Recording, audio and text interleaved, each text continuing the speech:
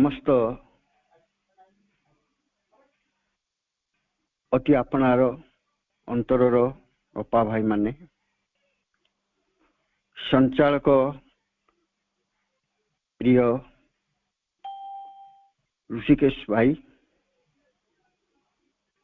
समस्त को मोर अंतरर शुभेच्छा और नमस्कार। जो कार्यक्रम होची ता परम प्रभु श्री अरविंद एवं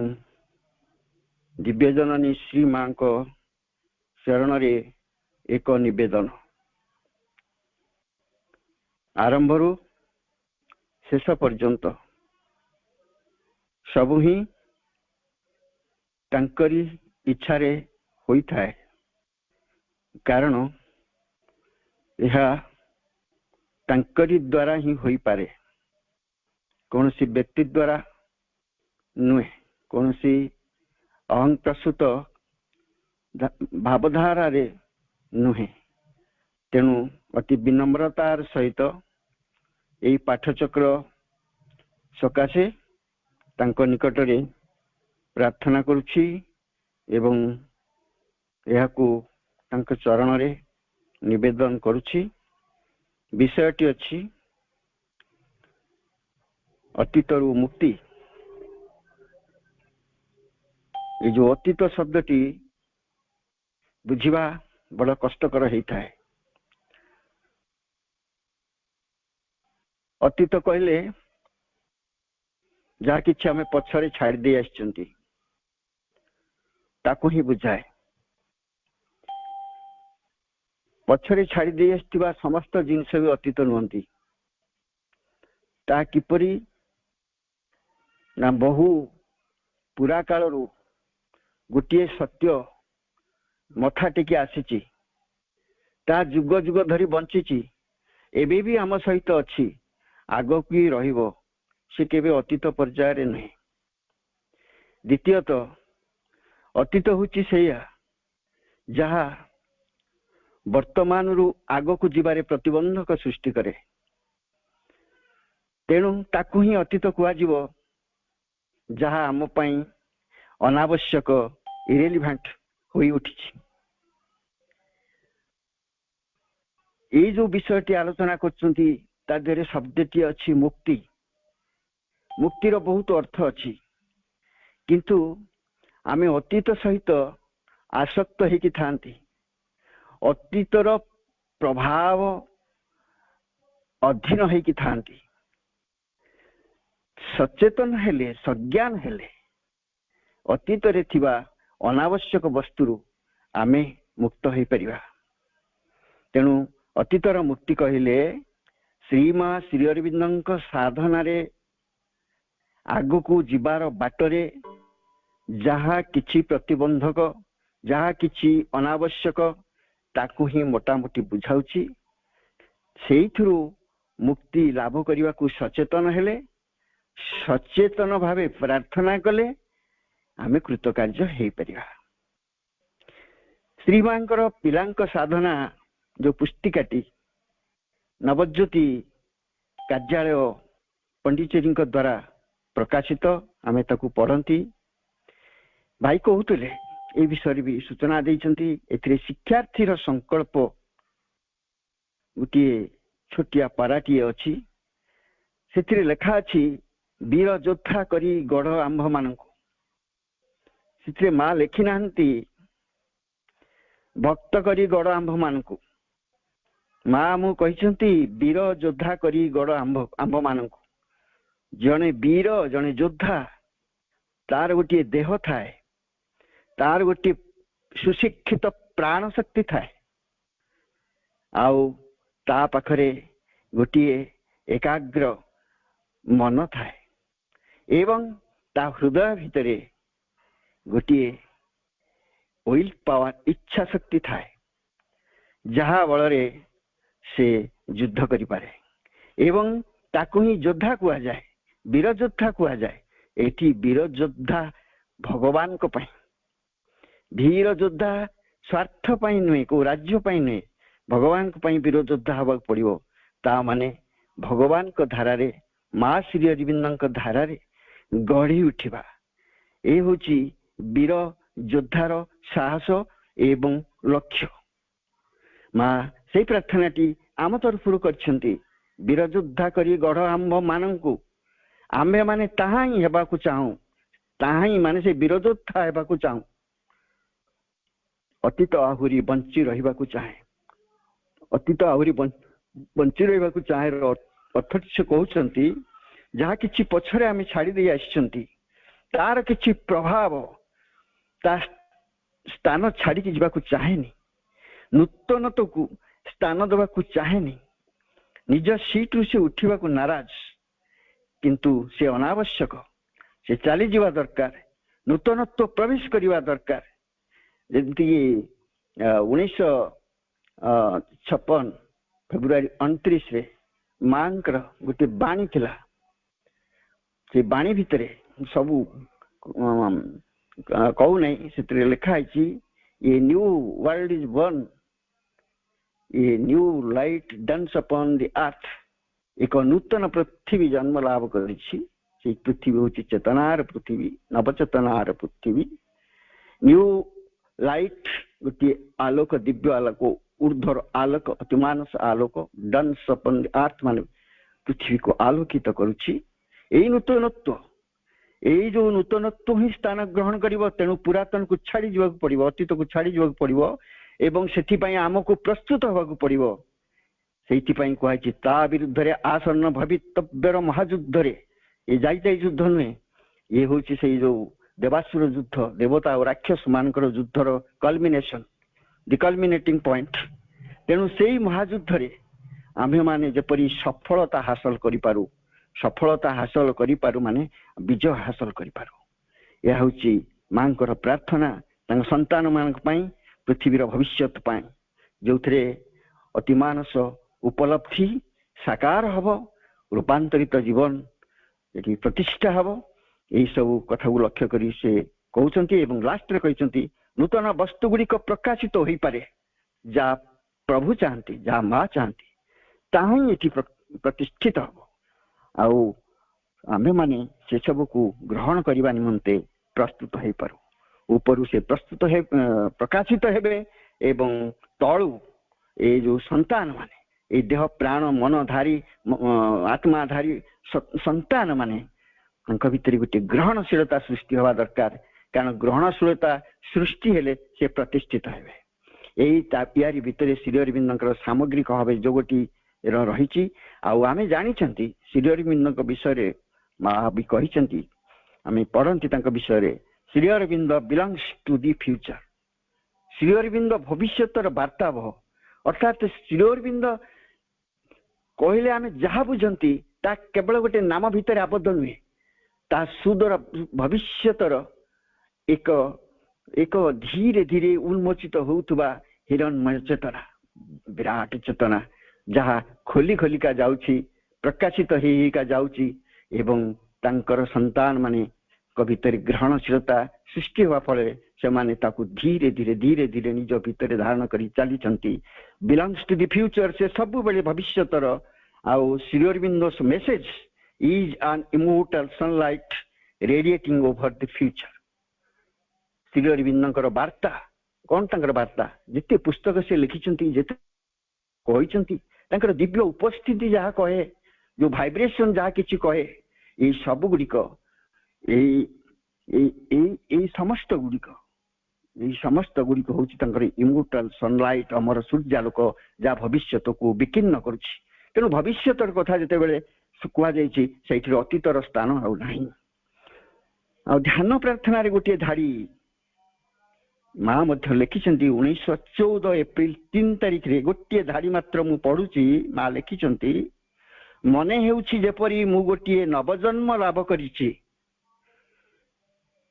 अतीतर समस्त पंथा नियम अभ्यास मोर कौनसी कार्य लागिबो नाही एई कथाटी से लिखिछंती बा कहिछंती चेतावनी दैछंती समस्त को जे अतीतर केतेक पंथा अच्छी केतेक धारा अच्छी केतेक अभ्यास अच्छी जहाँ एपर्यंत गड़ी आसुची जहाँ लोक मैंने धरिकी आहरी कष्ट पाउछंती सी सब आउ काम लगे ना से कथा कही ना यारी भितर ए पृथ्वीर कथा कहते आम मान कथा भी कहते माँ जहाँ जिते बड़े जो जहाँ लिखु से केबे निज लिखि ना आम मान सबकि लिखिं ये हूँ किंतु भाव धारार कथा भाई भौणी माने आमे महाश्री अरविंद कृपारू तांकर शिष्य होती छात्र होती संतान होती निकटतर होती धीरे धीरे एवं किछि किछि ज्ञान किछि किछि चेतना से तांको कृपारू आम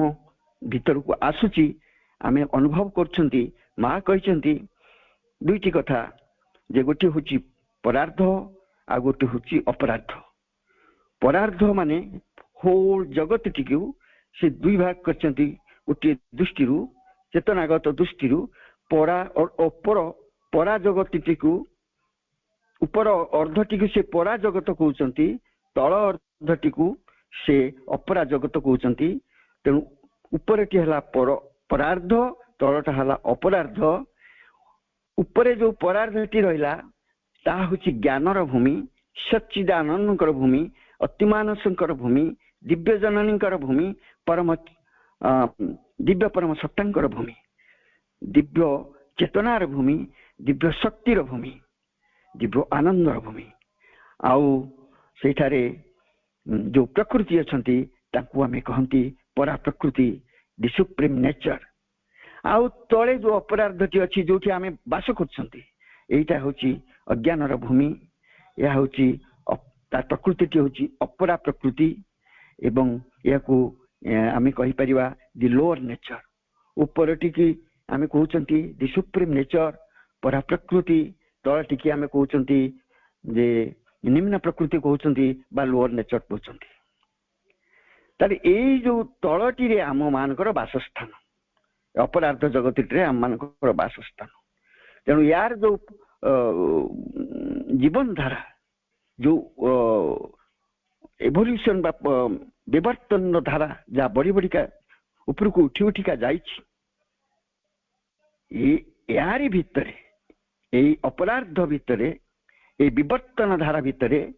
मनुष्यटी आसी पहुंची तार गोटे देह रही गोटे प्राण रही गोटे मन रही गोटे आत्मा रही ये सब रही जदि रही एगुड़िक ए लोअर नेचर द्वारा कबलित लोअर नेचर द्वारा कबलित लोअर नेचर तांको कौन कौन देइछि बहुत कथा देइछि एते कथा देइछि जे सब बयान करबा संभव नहीं तबे यही कथाटी आम मन रखा लोअर नेचर आंभ मान को मनीष मान को कौन देइछि ना देइछि एई जिनिस गोटे हूँ ता भितर जहाँ को कहती डिविजन डिविजन माने विभेद परस्पर ठारू आमे सब विभेद आमे भाबुचंती मु अलगा से अलगा आमे यही कथा भाबुचंती सबुतिरे कहारी मन सहित कहारी मनर मेल ना कहारी चिंताधारा सहित आउ जनकर चिंताधार मेल ना ये विभेद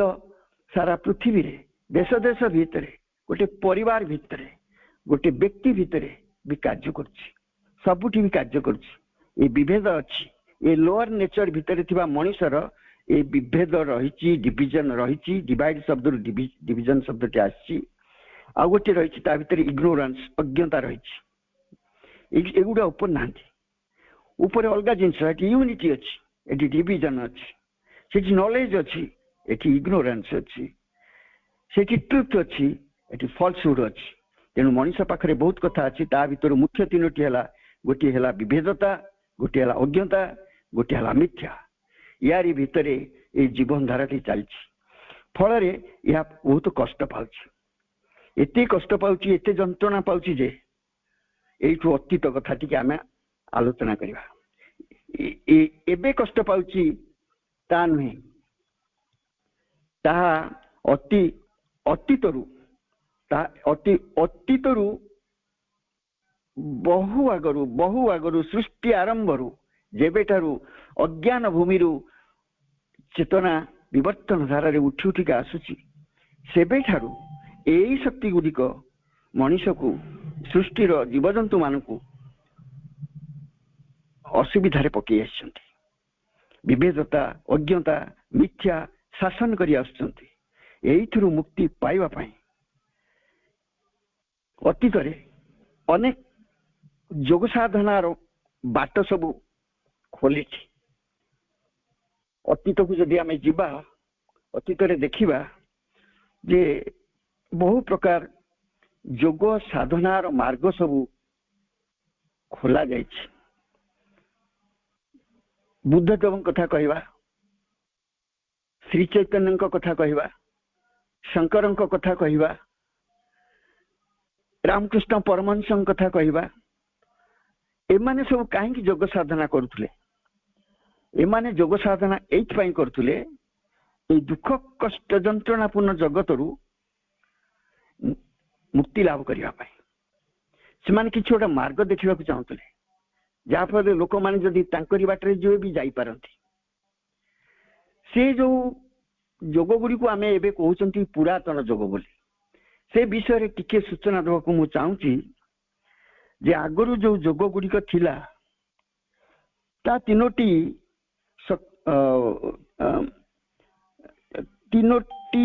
शक्तिशाली स्तंभ उपरे प्रतिष्ठित थिला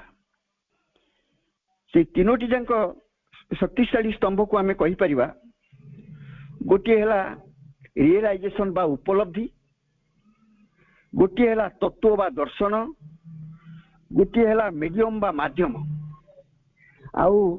आम तीन प्रकार मुख्य सिद्धि को नहीं सब गुड़ी को आलोचना करवा गोटे सिद्धि हूँ अद्वैत सिद्धि आउ गोटे सिद्धि हूँ वैष्णवी सिद्धि आउ गोटे सिद्धि हूँ तंत्र सिद्धि ये तीनोटी मुख्य को लेकिन आम आलोचना करवा ता भितर हठ योग अच्छी राजयोग अच्छी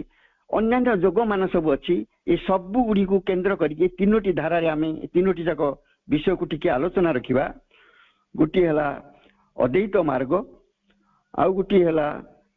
वैष्णवी मार्ग आउ गोटे है तंत्र मार्ग यही जो मार्ग गुड़िक थिला ये दुख कष्ट जंत्रणा मुक्त होगापाई तीनोटी स्तंभ उपर गोटे है उपलब्धिर स्तंभ गोटे तत्व बा दर्शन आउ गोटे है माध्यम उदाहरण के नवा बुद्धदेव जिते बड़े तपस्या करते जो सिद्धि प्राप्त से लाभ कले जो ज्ञान लाभ कले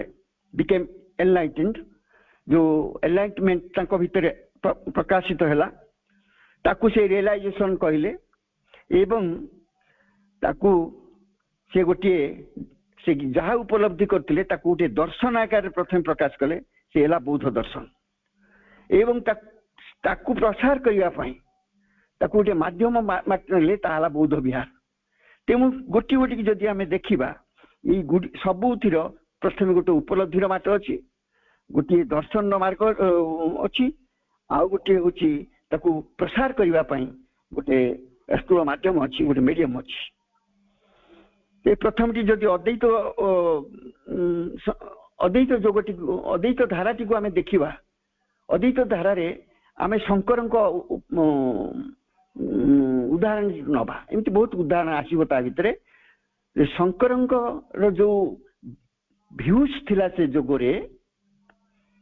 जोगरे शंकर जोगरे जो लक्ष्य थिला जो दर्शन तांकर थिला से गोटे कथा कहते ब्रह्म होचंती सत्य एक अद्वैत एक ब्रह्म सत्य जगत मिथ्या मायावाद बोली आम कहवा ये सब गुड़िक माया ब्रह्म सत्य जगत मिथ्या यही कथाटी उपलब्धि भितर थिला जदि थिला सी जो साधनाटी कले सेते बेले ज्ञान बाट देकी ताकू कले तांकर ज्ञान उपर गुरुत्व थिला आउ ये शक्ति ये शरीर ये सब नुह ज्ञान उपर तांकर साधना मार्गटी प्रतिष्ठित हो गला ज्ञान बाट देकी से गले आधार है मन मन ज्ञान एवं शंकर साधना ये थिला गोटे बाट तापर जदि आसीबा वैष्णवी सिद्धि तारी भितर को जदि हम प्रवेश करवा इतरे भी अनेक देखिबा सेही बाट देखि आसुंती विष्णु को उपासना करछंती जे श्री चैतन्य महाप्रभु को उदाहरण टी नवा अनेक आसबा भितर को समय सब हेनी तेज श्री चैतन्य महाप्रभु को जदि ता भितर को आनिबा तापरे हमर ये बुद्धदेव को मध्य तांक भितर को आनिबा यही जो बाटटी रहिला यही जो मार्ग रे जो माने गले वैष्णव धारार मार्ग हला तार भूमिटी हला जोगर बाटटी हला प्रेम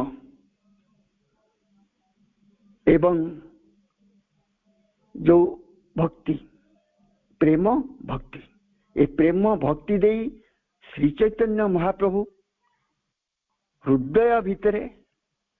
भगवान का सहित मिलित होते तेणु ये हृदय जदि आधार है प्रेम और भक्ति को धरी भगवान सहित मिलित होगापाई से आगे गले शंकर जमिति मन को आश्रय करी ज्ञान माध्यम रे भगवान सहित मिसी जीवाकू आगे गले सेमती रहिला तंत्र बाटटी तंत्र है शक्ति शक्ति संपर्क रखी प्राण सहित आम शरीर रे जो प्राण आधार अच्छी तार रहिला शक्ति से शक्ति को शक्ति उपरे तंत्र साधना चलिला एवं से जो साधना चलिला तार लक्ष्य रहिला दुईटी दिग रहिला गोटे कर्म माध्यम देकी गोटे उपलब्धि माध्यम देकी तेणु जो माने तंत्र साधना कले जो बाट दे गले प्राण को भूमि करी शक्ति माध्यम से भगवान को पाइबा को चेष्टा कले तेणु एमती जिते बेले पुरातन जोग को आम देखा जो योग साधना होता ता सब बेले गोटे गोटे दिगरे से माने जाउथुले कि ज्ञान मन बाट देकी जाउथुले कि प्रेम हृदय भीतर देकी जाउथुले कि शक्ति प्राण भीतर देकी जाउथुले हट्ट जोगी माने शरीर भीतर देकी जाउथुले तेणु आमे जदि देखिबा एमती गोटे गोटे पाख देकी जेते बेले जाउथुले सेति बेले अन्य गुडिक सब सेमती पड़ी रहउतला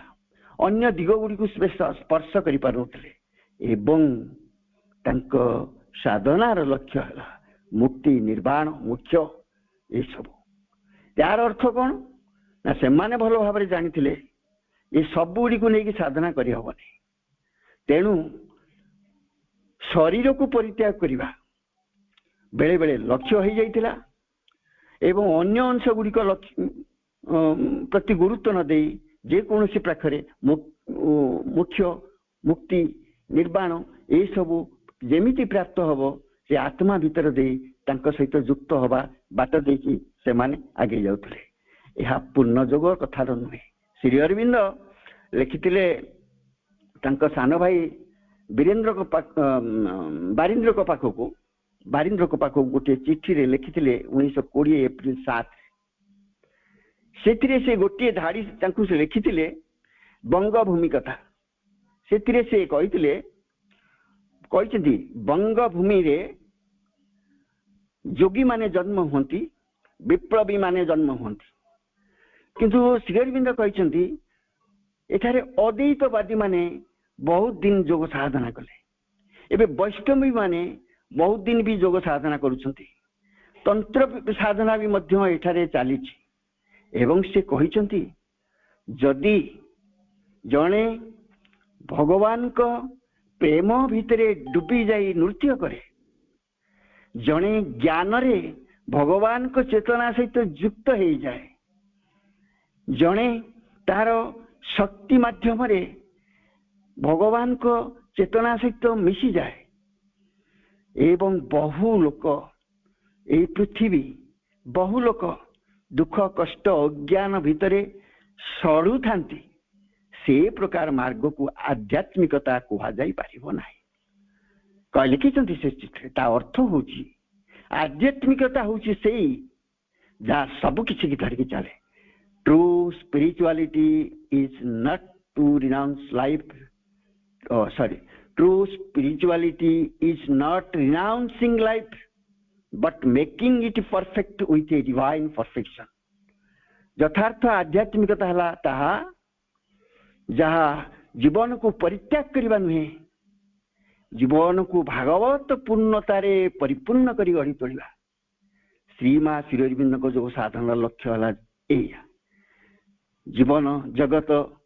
कर्म शरीर प्राण मन सबु किछि भितरे भगवान को प्रकाशित करिबा। किंतु पुरातन जो योग साधना आम देखुचंती सेथिरे किछि अंश आगे चल श्री अरविंद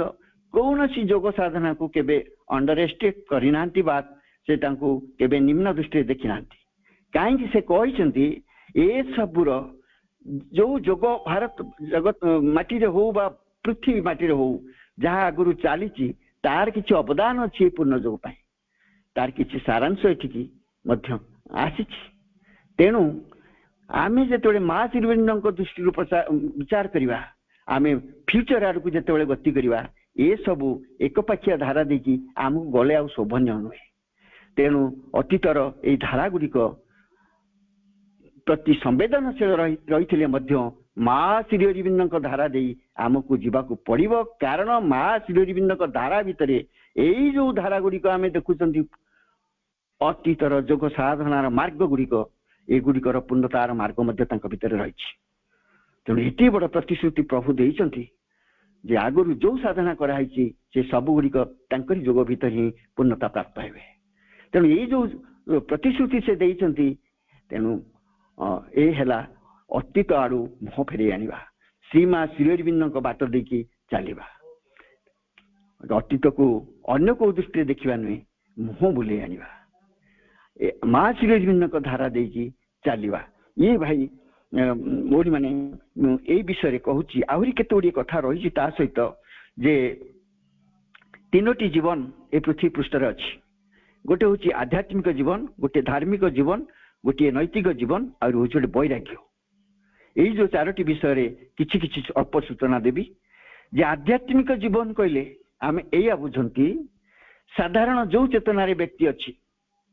सेही चेतनारू आउ गोटे उपर चेतना को जीवा एवं ता लक्ष्य भगवान हेबे एवं भगवान को सहित से मिलित होबा बा भगवान को प्रकाश करिबा, ए होची आध्यात्मिक जीवन। आउ धार्मिक जीवन कहले आम कौन बुझंती ना धार्मिक जीवन रे केते गुडी नीति नियम आउ धारा ताकू सम्मान देखा हुए, भगवान का आड़ को अवश्य गतिशील होगा पड़े। धार्मिक जीवन आध्यात्मिक जीवन गोटे प्रारंभिक स्थिति भी हो पारे। यह मनुष्य प्रकृतिर उपरी भाग किसी परिवर्तन भी आनी पारे, प्रभाव भी सृष्टि करि पारे, किंतु शेषरे ताहा रूटीन बंधा रूटीन युक्त पूजा पद्धति भितरे पुणी गतानुगतिक अभ्यास रे गोटे सीमाबद्ध होइकी रही जाए। ये हूँ आध्यात्मिक धार्मिक जीवन। धार्मिक जीवन अतीतर, ये जो आध्यात्मिक जीवन भी थिला अतीतर। तापर जो नैतिक जीवन कथाटी रही, नीतिगत जीवन टी कथा आगुरी आम जानती जे साधारण जीवन रे एक अंश रही आसी आगुरी आम देश ना आम भितर ना अच्छी नैतिकता एबे भी लोक ताकू मानिकी चलुचंती। यह एक अंश होगी रही, यह केते गुड़िए मानसिक नियम को आधार करी मानसिक आदर्श बोध को सृष्टि करता है। यह केतक मानसिक नियम द्वारा बाह्य चालीचलन को नियंत्रण करे, केतक मनस्तरीय आदर्श चरित्र को गठन करे। मोट उपरे यह एक मनस्तरीय बा प्राणस्तरीय कथा, यह साधारण चेतना दे चली थाए। तेणु आध्यात्म जीवन नैतिकता उपरे प्रतिष्ठित हो पार नहीं। यही सब कथा गुड़िक है नैतिक जीवन जहाँ अतीतर एवं आमको से भी मुक्ति लाभ करा पड़ो जदि मां श्रीअरविंद धारा आड़ को आमको जावाक पड़ो। नैतिकता भितर बांधी हो गले हुए तो जापारानी। आउला वैराग्य, वैराग्य गोटे बड़ कथा जे माँ जो शिक्षा पुस्तक माँ कहते विषय वैराग्य अर्थ हूँ संसार दी प्रकार वैराग्य अच्छी, गोटे सात्विक गोटे हूँ तामसिक। तामसिक वैराग्य कौन? वैराग्य माने विमुख हवा, संसार प्रति, जीवन प्रति, कर्म प्रति, सब प्रति विमुख हवा, से जीवनटा है वैराग्य। जिते बेले जड़े अनुभव करे ये संसार मिथ्या, ये जगत मिथ्या, एठी रहिबा दरकार नहीं, ए शरीर भी मिथ्या, एक छाड़ीदबा अणहला करवा उचित, ताहले कौन हुए सेटा सात्विक हम। आ तामसिक कोटा जो माने जीवन सहित, साधारण जीवन सहित तालमेल करके चली पारती ना, जो माने तालमेल करके साधारण जीवन में चली पारती ना, से माने से जीवन को छाड़ी दियंती, भूली जाती एवं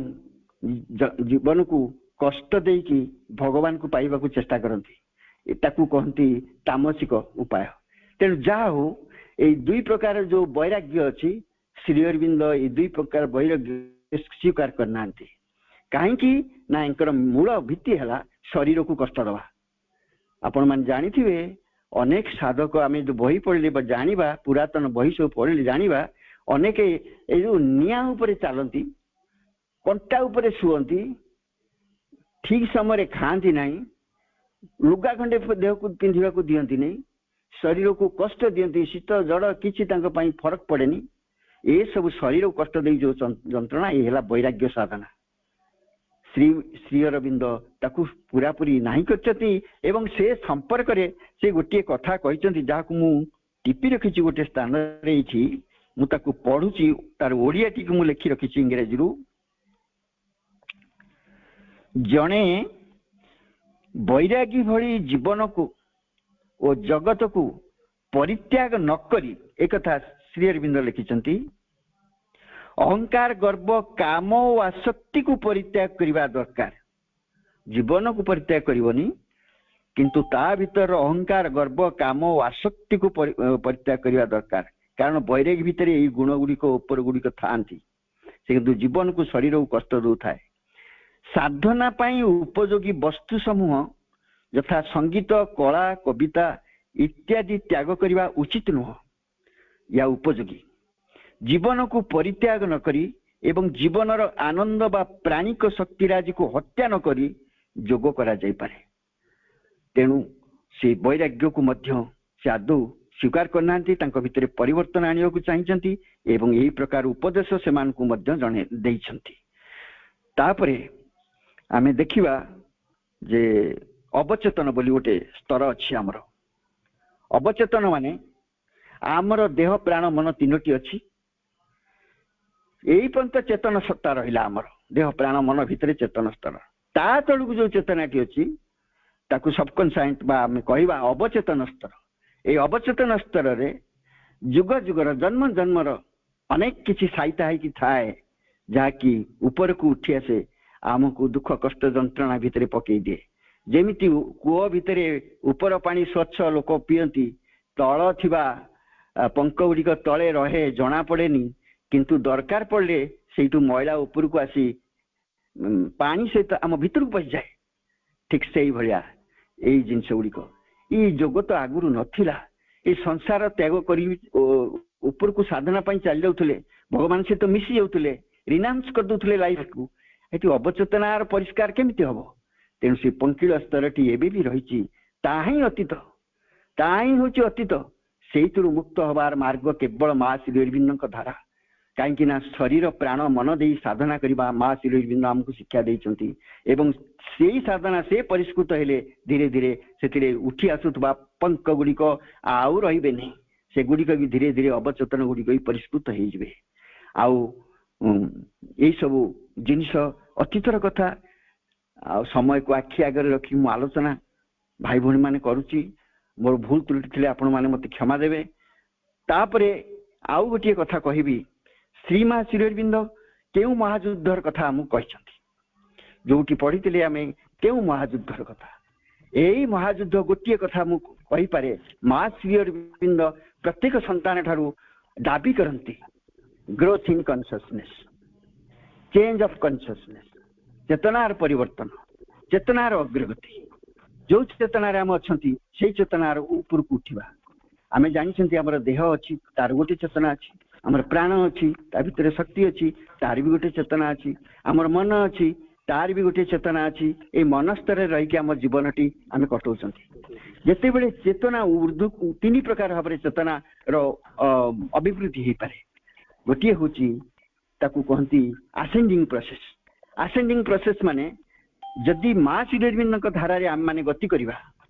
माँ श्रीअरविंद को जीवन में धरिकी जीवा ताहले आम भीतर चेतना धीरे धीरे ऊपर उठिब आमर मन उपरे गोटे सहस्र दल अच्छी से सहस्र दल परिव्याप्त जिते बड़े से चेतना पहुंचे आम चेतना परिव्याप्त हो जाए मिसी जाए एवं विश्व चेतना सहित मिसी जाए विश्व चेतना जिते सत्ता अच्छा जिते सृष्टिर वस्तु जीवन सत्ता माने अच्छी ता भितर परम ब्रह्म को आम दर्शन करी ताकू कहती आम वाननेस रो फीलिंग आम भितर आसे तापरे ऊर्ध्व को जो उठी उठिका जीवा आलोकित मानस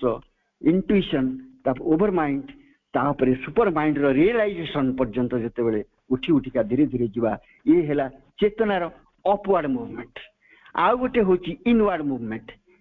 मूवमेंट माने चेतना सीधा सड़क आम भितर को जाए भितर आत्मा रही आत्मार जो विकासशील विवर्तित सत्ता चैत्य से भी अच्छा एवं चैत्य भितर ये विवर्तन जो अभिज्ञता गुड़िक आत्मा साहित्य करके रखिंट जन्म जन्मांतर ताकू ही आणिकी पुणी जीवन टे सृष्टि हुए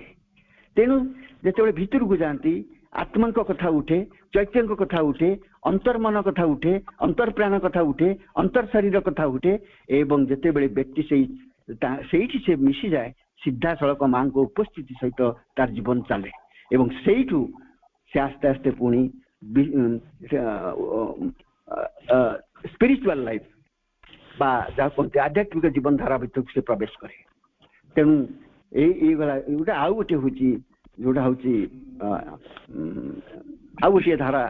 समय लगे भाई यदि कटि जाए आथर जॉइन करके 10-15 मिनट अधिका कह असुविधा किसी ना यदि कटि जाए कहतु अच्छा अच्छा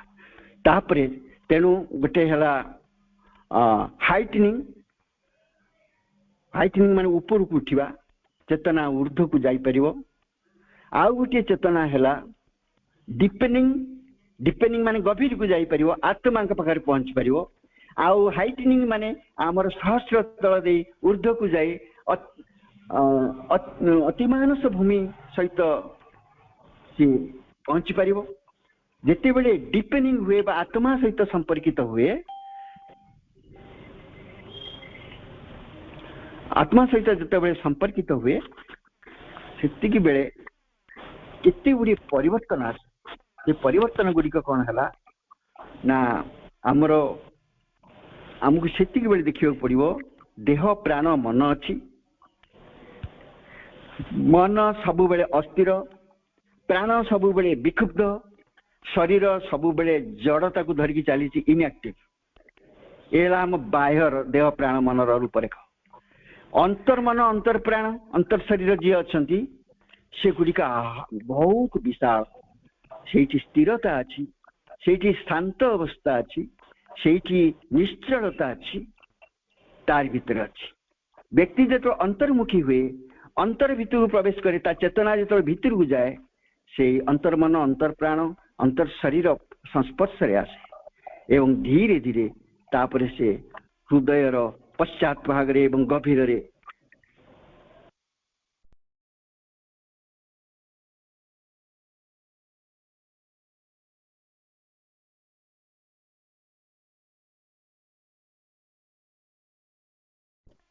तापरे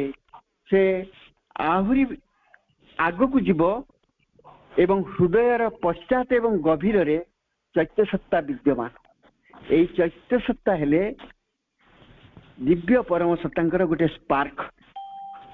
एवं दिव्य परम सत्तांकर गोटे अंश आत्मा से भी आम अंतर भितर रही एवं ये आत्मांकर गोटे विवर्तनशील रूप हेले चैत्य सत्ता अलगा आत्मा अलगा ये नुहे आत्मा विवर्तित होइका आछंती तळु उपरु विवर्तित होइका आछंती एवं से विवर्तन रूपटी बा दिगटी हेले चैत्य सत्ता ଯେତେବେଳେ ଚୈତ୍ୟ ସତ୍ତା ଆସନ୍ତି ସେଇଠି ପ୍ରେମ ସୃଷ୍ଟି ହୁଏ, ଭଲ ପାଇବା ସୃଷ୍ଟି ହୁଏ, ଭକ୍ତି ସୃଷ୍ଟି ହୁଏ, ମାଙ୍କ ଉପସ୍ଥିତି ଆମ ଆଗରେ ସ୍ପଷ୍ଟ ହେଇଯାଏ ଏବଂ ମାଙ୍କ ପ୍ରତି ଆମର ଶ୍ରଦ୍ଧା ଭକ୍ତି ଉତ୍ପନ୍ନ ହୁଏ, ମନ ସ୍ଥିର ହେଇଯାଏ, ପ୍ରାଣ ଶାନ୍ତ ହେଇଯାଏ ଏବଂ ଦେହ କର୍ମକ୍ଷମ ହେଇଯାଏ। ତାପରେ ଆସ୍ତେ ଆସ୍ତେ ଯାହା ଅଛି ସ୍ପିରିଚୁଆଲ ୱାର୍ଲଡ, ଯାହାକୁ କହୁଛନ୍ତି ଆମେ ବିଶ୍ୱ ଚେତନା, ସେ ବିଶ୍ୱ ଚେତନା ଆଡ଼କୁ ଚେତନା ଊର୍ଦ୍ଧ୍ୱମୁଖୀ ହୁଏ। ସତ୍ୟ ସତ୍ତା ଊର୍ଦ୍ଧ୍ୱକୁ ସେଇ ଚେତନାକୁ ଉଠେଇ ନିଅନ୍ତି ଏବଂ ସେଇ ଚେତନାରୁ ଅତି ମାନସିକ ଭୂମି ଆଡ଼କୁ ତାହା ଅଗ୍ରଗତି କରେ। ତେଣୁ ଇଏ ଗଲା ଗୋଟେ ଡିପେନିଂ, ଗୋଟେ ୱାଇଡନିଂ, ଆଉ ଗୋଟେ ହଉଛି ତାର ଏକ୍ସପାଣ୍ଡିଂ। ଏକ୍ସପାଣ୍ଡିଂ ଯୋଉ ଜିନିଷଟି ହଉଛି ତାହା ମୁଁ କହିଛି, ତାହା ହଉଛି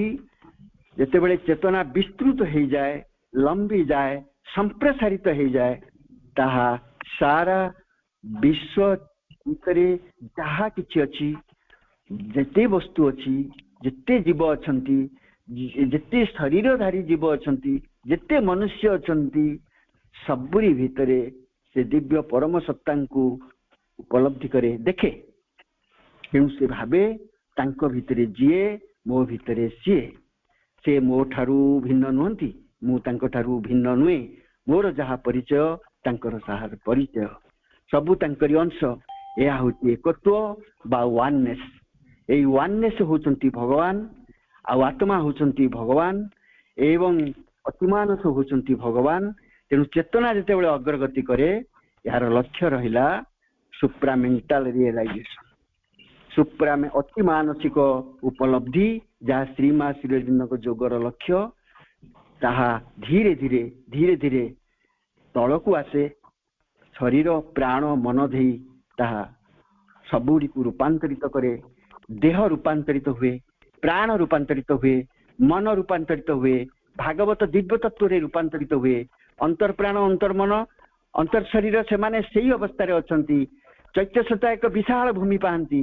ତେଣୁ ସେ ତାପରେ ବାହାରେ ଥିବା, ଭିତରେ ଥିବା ଦେହ ପ୍ରାଣ ମନକୁ ନେଇ ମାନବ ପ୍ରକୃତିକୁ ରୂପାନ୍ତରିତ କରନ୍ତି ଚୈତ୍ୟ ସତ୍ତା। ଏଭଲ୍ୟୁସନର ଏଇ ହଉଛି ଚେତନାର ଧାରା। ଶ୍ରୀମା ଶ୍ରୀଅରବିନ୍ଦ ଏଇ କଥା କହିଛନ୍ତି। ସେଇଥିପାଇଁ କୁହାହଉଛି ନିରନ୍ତର ଅନ୍ତର ଭିତରେ ବାସ କର। ଭାଇ କହୁଥିଲେ କାଲି ଏଇଭଳି ଗୋଟେ ଆଲୋଚନା ଥିଲା, ନିରନ୍ତର ଅନ୍ତର ଭିତରେ ବାସ କର। ସେଇଠି ହିଁ ମା ଅଛନ୍ତି, ଦିବ୍ୟ ଜନନୀ ମା ଅଛନ୍ତି, ଅତିମାନସ ଜନନୀ ଅଛନ୍ତି। ସେ ହିଁ ତୁମେ ଯାହା ହବା କଥା, ତୁମ ଦେହ ପ୍ରାଣ ମନକୁ ଚିନ୍ତା, ତୁମ ବର୍ତ୍ତମାନ ଭବିଷ୍ୟତ ଯାହା ହବା କଥା, ସେ ହିଁ ଗଠନ କରିବେ। ତୁମ ଭିତରେ ଗ୍ରହଣଶୀଳତା ବଢିବ, ତମ ଭିତରେ ଗୋଟିଏ ଉନ୍ମିଳନ ଭାବ ବଢିବ। ଉନ୍ମିଳନ ମାନେ ଓପନିଂ, ତାହା ହଉଛି ସାଧନାର ବଡ କଥା। ଓପନିଂ ମାନେ ମାଙ୍କୁ ଆମ ଦେହ ପ୍ରାଣ ମନ ସତ୍ତାରେ କାର୍ଯ୍ୟ କରିବାକୁ ଦେବା। ଯେତେବେଳେ ସେ ଶକ୍ତି ଆସି କାର୍ଯ୍ୟ କରନ୍ତି, ଆମେ କୌଣସି ବାଧା ସୃଷ୍ଟି ନ କରିବା, ତାହା ହିଁ ଉନ୍ମିଳନ, ତାହା ହିଁ ହଉଛି ସେଲ୍ଫ ଓପନିଂ। ଏଇ ସ୍ତରଟି ଖୋଲିଯାଏ। ତାପରେ ସମର୍ପଣ, ସମର୍ପଣ ବାହ୍ୟତ ଆସେ, ବାହାର ଚେତନାରୁ ଆସେ, ବାହ୍ୟ ଚେତନାରୁ ଆସେ, ତାପରେ ଅନ୍ତର୍ଚେତନା ଭିତରୁ ଆସିବ ଏବଂ ସେତିକି ବେଳେ ସେ ସମର୍ପଣ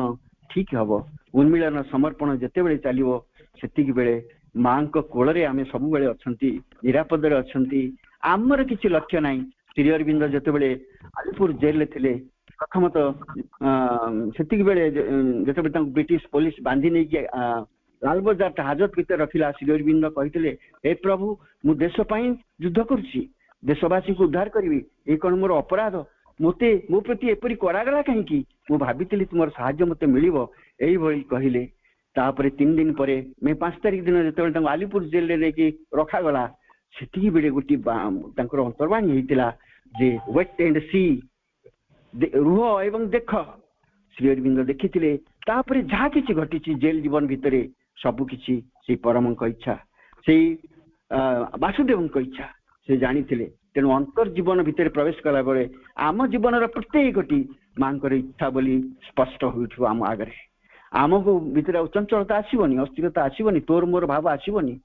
ତେଣୁ ଏଇଭଳି ଚେତନାକୁ ଭିତରକୁ ଟାଣି ନେବା ପାଇଁ ମା ଯେତେବେଳେ ଆମକୁ ଆଣିଛନ୍ତି, ଆମେ ଅତୀତର ସେଇ ଯୋଉ ଛୋଟିଆ ଛୋଟିଆ କେତୋଟି ଜିନିଷ, ମାତ୍ର ଅଳ୍ପ କେତୋଟି ଆମେ ଆଲୋଚନା କରିଛନ୍ତି, ତାରି ଭିତରେ ଆଉ କଣ ବନ୍ଧା ହିଁ ରହିବା? ନା ସଂକଳ୍ପ ନେବା ସେଥିରୁ ମୁକ୍ତ ହେବା ପାଇଁ ଏବଂ ସଂକଳ୍ପ ନେବା ମାଙ୍କ ଚେତନାରେ ଆମେ ଆମେ ଯୋଗ୍ୟ ହୋଇ ଉଠିବା ପାଇଁ ଆମେ ତାହା ହିଁ ଆମର ଗ୍ରହଣଶୀଳତା ହବ। ସେଇ ଗ୍ରହଣଶୀଳତା ହଉଛି ଶ୍ରେଷ୍ଠ ସାଧନା। ମା ଦଉଛନ୍ତି ଆମେ ଗ୍ରହଣ କରିପାରୁନା, ମା ଦେବେ ଆମେ ଗ୍ରହଣ କରିପାରିବା। ମାଙ୍କର ଯୋଗ୍ୟ ସନ୍ତାନ ସବୁବେଳେ ଗ୍ରହଣଶୀଳ ଥାଏ। ତେଣୁ ଗ୍ରହଣଶୀଳତା ସେତିକି ବେଳେ ବଢିବ ଚେତନା ଯେତେବେଳେ ଉର୍ଦ୍ଧ୍ୱକୁ ଉଠିବ। ଭାଇ ଭଉଣୀ ମାନେ ପୁଣି ସମସ୍ତଙ୍କୁ ମୁଁ ଆନ୍ତରିକ ଶ୍ରଦ୍ଧା ଶୁଭେଚ୍ଛା ଏବଂ ନମସ୍କାର ଜଣାଉଛି। ମାଙ୍କୁ ପ୍ରାର୍ଥନା କରୁଛି କୃଷି ଭାଇଙ୍କର ଏବଂ ସବୁ ଅପା ଭାଇ ମାନେ ଯୋଉମାନେ ଏଇ କାର୍ଯ୍ୟକ୍ରମଟି ହାତକୁ ନେଇଛନ୍ତି ତାଙ୍କ ପ୍ରାର୍ଥନା ଅନୁସାରେ ଏଇ କାର୍ଯ୍ୟଟି ଚାଲୁ। ମାଙ୍କ କୃପା ଉପରେ ଭରସା କରି ମୁଁ ତାଙ୍କୁ ପ୍ରଣାମ କରି ସମସ୍ତ କିଛି ନିବେଦନ କରୁଛି। ନମସ୍କାର।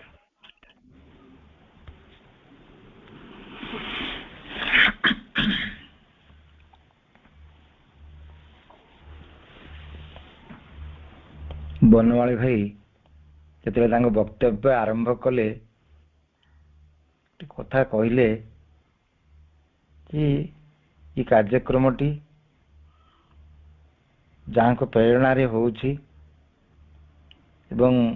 ଯେଉଁ ବିଷୟଟି ମୋତେ ଦିଆଯାଇଛି ମୁଁ ଯାହା କହିବି ସେ ମଧ୍ୟ ସ୍ୱତଃସ୍ଫୂର୍ତ୍ତ ଭାବରେ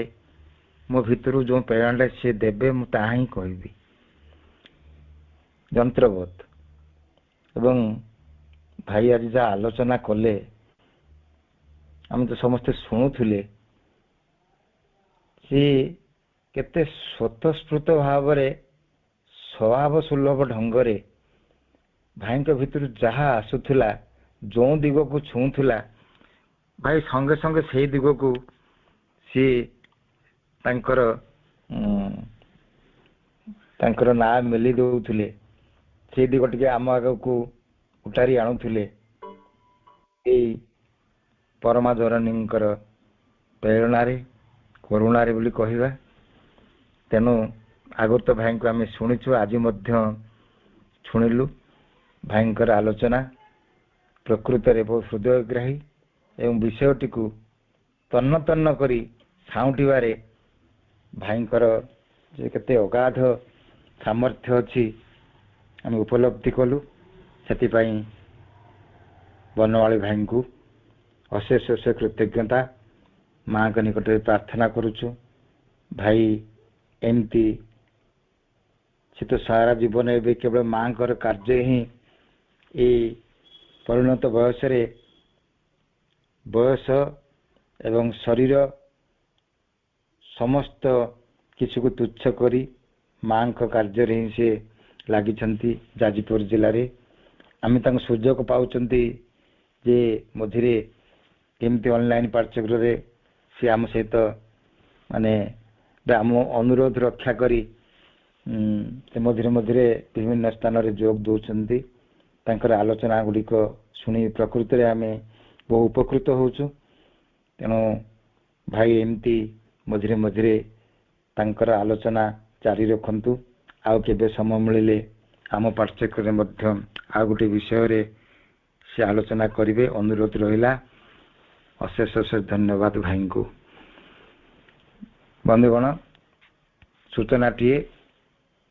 ପୁଣି ଆସନ୍ତା ସପ୍ତାହ 20 ତାରିଖ ସୋମବାର ବିଷୟବସ୍ତୁ ହେଉଛି ଚେତନାର ଅଭିଯାତ୍ରା। କହିବେ ଆଲୋଚକ ଇଞ୍ଜିନିୟର ସୁବାସ କର ଭୁବନେଶ୍ୱରରୁ। ସେ ବି ନୂଆ, ଯଦିଓ ପୂର୍ବ ପରିଚିତ ଆମମାନଙ୍କ ସହିତ, ଭଦ୍ରକ ଜିଲ୍ଲା ସହିତ ପୂର୍ବରୁ ଦିବ୍ୟଭୂମି ସହିତ ତାଙ୍କୁ କେବେ ପାଇନଥିଲୁ। ଏବେ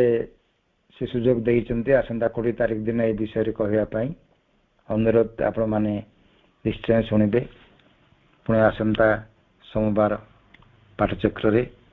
ଏବେ କାର୍ଯ୍ୟକ୍ରମ ଶେଷ କରିବା ମାଙ୍କର 2 ମିନିଟ୍ ନିରବ ପ୍ରାର୍ଥନା ସହ।